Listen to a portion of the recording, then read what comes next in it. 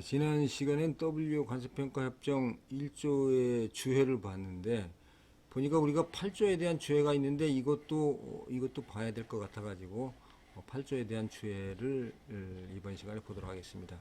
저희가 그 협정은 1조하고 8조를 봤기 때문에 1조에 대한 주회와 8조에 대한 주회 같이 보게 되는 겁니다.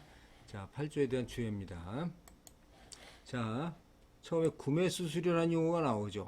구매수수료는 이게 뭐냐면 평가 대상 물품을 구매함에 있어서 수입자가 그의 대리인에게 해외에서 수입자를 대리하는 서비스의 대가로 지급하는 수수료를 의미합니다.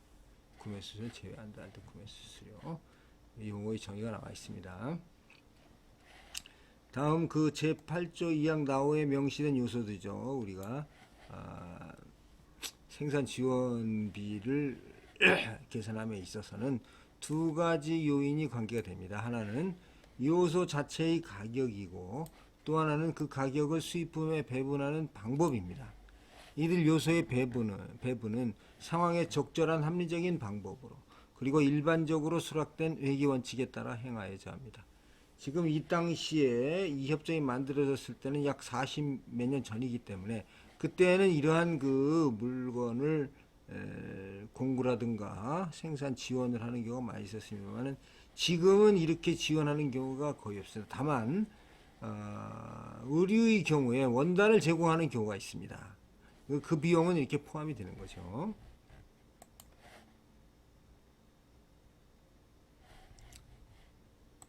자, 그러나 요소의 가격과 관련해서 수입자가 특수성이 없는 판매자로부터 특정한 비용으로 요소 가격 어떤 물품을 취득하는 경우 그 비용이 그 물품의 가격이 되는 겁니다.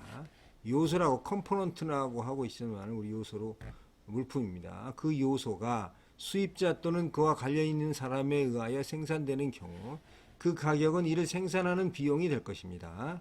그 요소가 그 물품이 수입자에 의해 이미 사용된 적이 있었다면 그 요소가 당의 수입자에 의해 취득되었는지 또는 생산되었는지를 불문하고 그 취득 또는 생산에 소요된 당초의 비용은 당의 요소의 가격을 산출하기 위하여 그 사용을 반영하여 하향 조정된다. 이미 그 물건이 이제 중고면 중고를 하향 조정해서 반영한다는 것이죠. 생산 지원 물품에 대한 가격이 일정 결정되면 당의 가격을 수입품에 배분하는 것이 필요하죠. 그래서 많은 가능성이 있는데 수입자가 일시에 전액에 대한 관세를 지급하기 원하는 경우에는 이 가격을 첫 번째 선적분에 전액 배분할 수가 있습니다. 또 다른 예로는 수입자가 첫 번째 선적 시까지 생산된 단위 수량의 이 가격을 배분하도록 요구할 수 있으며 더 나아가 예컨대 계약 또는 확약이 있는 기대되는 모든 생산량에 대하여 이 가격을 배분하도록 요구할 수가 있습니다. 수입자가 제공한 서류에 따라서 배분 방식이 틀려지죠. 그 계산을 하면 되겠습니다. 배분을. 이거는 계산하는 방식이 나와 있습니다만 한번 볼까요? 일례로서 수입자가 생산자에게 수입품 생산에 사용될 주형을 제공하고 만 단위를 구매하는 계약을 체결합니다. 그러면 최초 선적분 1000단위가 도착될 때까지 생산자는 이미 4000단위를 생산하였다고 하면은 수입자는 세관 당국에 대하여 주형 가격을 1000단위, 4000단위 또는 만 단위에 대하여 할당하도록 요구할 수가 있습니다. 이번에 1000단위 들어왔으니까 1000단위만 내겠다. 세금을. 이 4000단위가 생산이 됐으니까 4000단위에 대해서 미리 내겠다. 이렇게 판단할 수가 있는 거죠.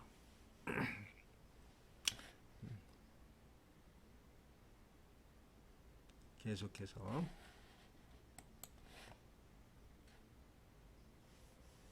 제8조 1항 나호 4죠. 8조 1항 나호 4 볼까요?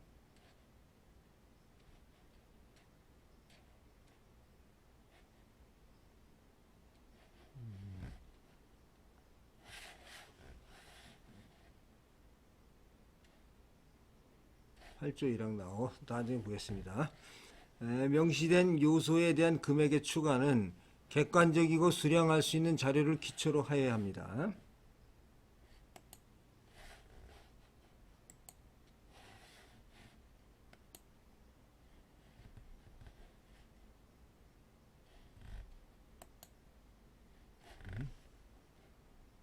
8조 1항 요 나우의 4가 요 엔지니어링 디벨롭먼트 아트웍 요 프로그램 요걸 얘기하는 것 같습니다. 요걸 얘기합니다.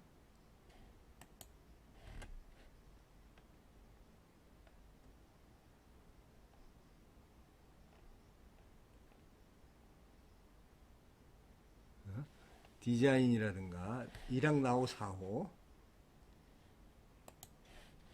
엔지니어링 디벨롭먼트 아트웍 디자인 웍 plans and sketches undertaken elsewhere than in the country of importation and necessary for the production of the imported goods. 이것도 가산이 된다는 얘기죠. 그래서 요 금액에 요거에 명시된 이런 그 요소에 대한 금액의 추가는 객관적이고 수량할 수 있는 자료. 항상 뭐 강조하는 것이 객관적이고 수량할 수 있는 자료를 기초로 하여야 합니다. 추가될 금액을 결정함에 있어서 수입자 및 세관 당국에 대한 부담을 최소화하기 위하여 구매자의 상업적 기록 체제에서 쉽게 이용 가능한 자료가 가능한 한 사용되어야 합니다. 구매자가 구입하였거나 임대하여 제공한 요소에 대한 추가 금액은 당해 구입 비용 또는 임대료가 됩니다. 공공의 영역에서 입수 가능한 요소에 대하여는 동요소의 사본을 취득하기 위한 비용을 제외하고 금액을 부과할 수 없습니다. 자, 추가할 금액의 계산의 용이성은 특정 기업의 회계 방법뿐만 아니라 기업의 구조 및 경영 관행에 따라 달라집니다. 예를 들어 수개국으로부터 각종 상품을 수입하는 특정 회사는 특정 제품에 해당하는 비용을 정확히 표시할 수 있는 방법으로 수입국 밖에서 자체의 디자인 센터의 기록을 유지하는 경우도 있을 수 있습니다. 이러한 경우 8조의 규정에 따라 직접적인 조정이 적절히 이루어질 수가 있습니다. 또 하나의 경우 특정 회사는 수입국 밖에서의 디자인 센터 비용을 구체적인 제품에 할당하지 않고 일반적 간접 경비로 기록할 수가 있습니다. 이 경우에는 동 디자인 센터의 총 비용을 디자인 센터의 혜택을 받은 총 생산량에 할당하고 이러한 할당 비용을 수입품의 단위 기준에 부과함으로써 수입품에 대하여 제8조에 따른 적절한 조정이 이루어질 수가 있습니다. 물론 위 상황에 대한 차이는 적절한 할당 방법을 결정함에 있어서 상이한 요소를 고려하도록 요구합니다. 관련 디자인이라든가 이거의 생산이 관련 물품의 생산이 수개 국가 및 일정 기간 이상에 걸치는 경우에는 조정은 수입국 밖에서 당해 요소에 실제로 추가된 금액에 한정해야 됩니다. 여기서 가장 중요한 것은 수입국 이외에서 이게 이루어져야 되는 거죠. 수입국에서 이루어지면 안 된다. 수입국에서 이루어지는 디자인 비용은 관세 가격에 포함이 안 된다는 겁니다. 자, 그 다음에 이거 로열티하고 라이센스 피는 특허권, 상표권 및 저작권과 관련된 비용을 포함할 수가 있습니다. 그러나 수입품을 수입국에서 재생산하기 위한 권리 비용, 재생산권이라고 하죠. 리프로덕션 비용, 권리 비용은 관세 가격을 결정함에 있어서 실제로 지급했거나 지급할 가격에 추가되지 아니합니다.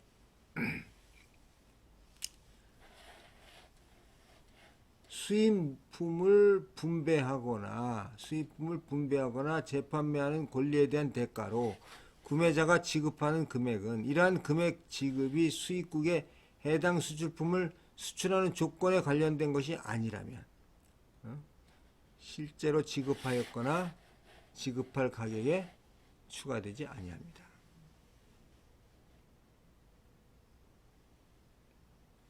재생산 권리의 비용은 과세 가격에 추가되는 게 아니지만 분배권이나 재판매권은 이것은 뭐냐면 수출 조건 컨디션 오브 세일에 관계가 됐는지 안 됐는지를 봐야 된다는 거죠. 그러니까 수출 조건이라면 분배권이나 재판매권도 관세의 과세 대상에 포함이 된다는 얘기입니다.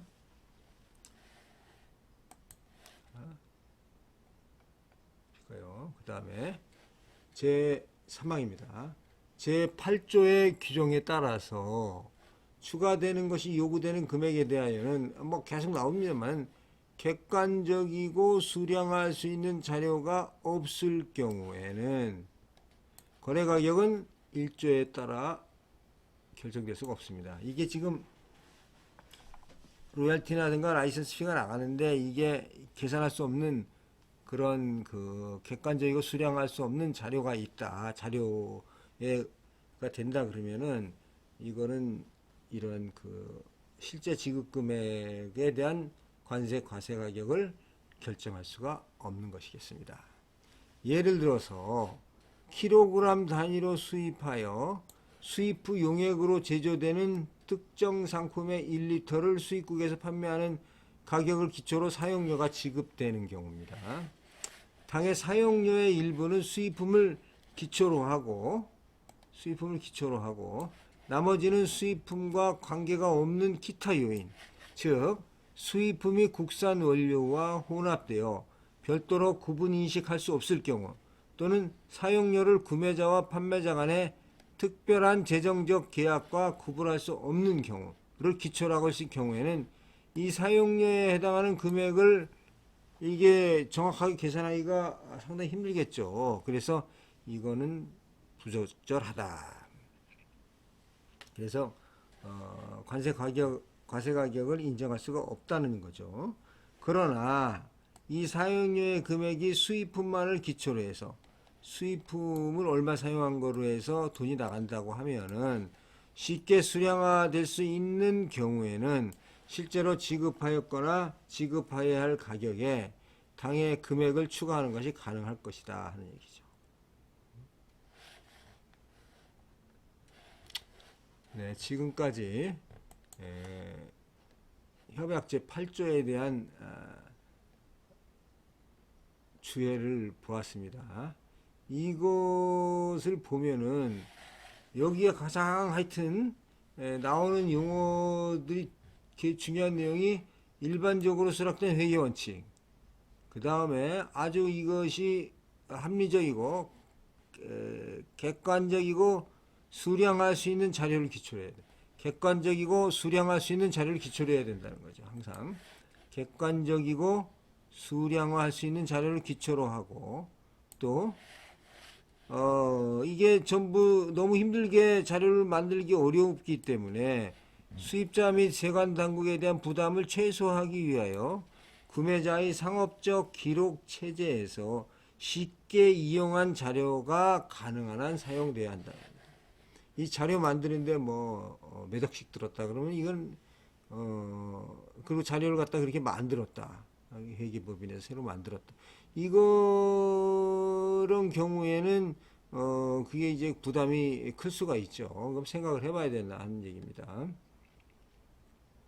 마찬가지로 여기 다 그런 내용이 되겠습니다. 여기에서 여기서 이제 주의한 거는 이거죠. 주의한 거는 로얄티의 경우에는 수입품을 수입국에서 재생산하기 위한 권리의 비용은 이게 포함되지 않는답니다. 포함되지 않는다. 이거는 돈이 뭐 실제로 나갔다 하더라도 포함되지 않는데, 이거 만약에 분배권이나 분매권이나 재판매권에 대한 대가로 구매자가 지급하는 금액은 이것이 수출품의 거래 수출 조건이냐, 수출 조건이 아니라면 추가되지 않지만 수출 조건이라면 관세의 과세 가격에 포함이 된다, 이렇게 판단하면 되겠습니다. 이상으로 제1조와 8조 관세평가법 제1조와 8조 그리고 1조와 8조에 대한 주해를 보았는데, 사실 이 내용이 우리 관세평가의 60-70%가 됩니다. 이 내용이. 여기에 대해서 이제 우리가 특수관계자 이걸 또 봐야 되겠습니다만은 그 외에 이제 여기 보면은 기타 이렇게 여러 가지 규정이 되어 있는데 참고 삼아서 보면은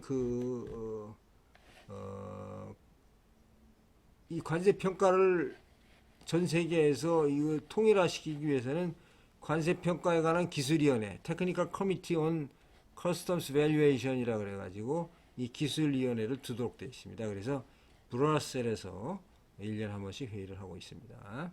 참고 삼아서 알아두시기 바랍니다.